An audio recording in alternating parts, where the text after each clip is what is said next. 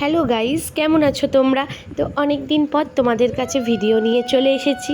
তো তোমরা সবাই জানো আমার মেয়ের 1 আগস্ট জন্মদিন, তার জন্য আমি অনেক ছবি পোস্ট করে দিয়েছি। তো প্রথমেই সকালবেলায় রূপোর বাটিতে আমার মেয়ে পায়েস খাচ্ছে, ঠাকুমা আশীর্বাদ করছে। তো আমার মেয়ে তো বিশাল খুশি।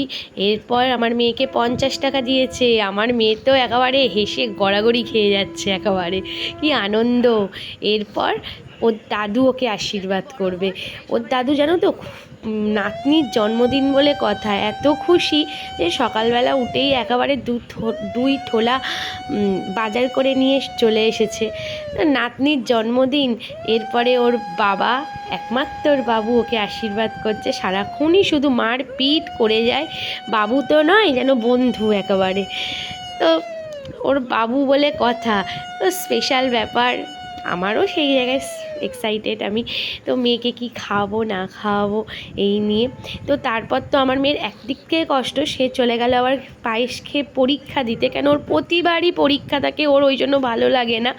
প্রতিবার জন্মদিনের দিন পরীক্ষা, ওই জন্য একটু কষ্ট পায়। এরপরে হচ্ছে দুপুরবেলার খাবার। এটা হচ্ছে কুমড়ো ভাজা, আলু ভাজা, বেগুন ভাজা, ভেন্ডি ভাজা, পটল ভাজা, শাক।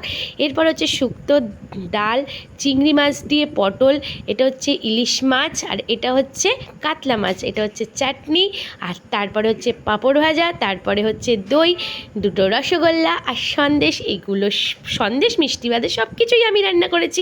তো তোমাদের কেমন লাগলো তোমরা বলবে আজকের এই ভিডিওটা। তো প্লিজ তোমরা লাইক করবে, সাবস্ক্রাইব করবে, আরও করে আমাকে বেশি করে সাবস্ক্রাইব করে দেবে। তো একটু শেয়ারও করে দিও। তো বন্ধু, আজকের মতো এইটুকুনি, টাটা।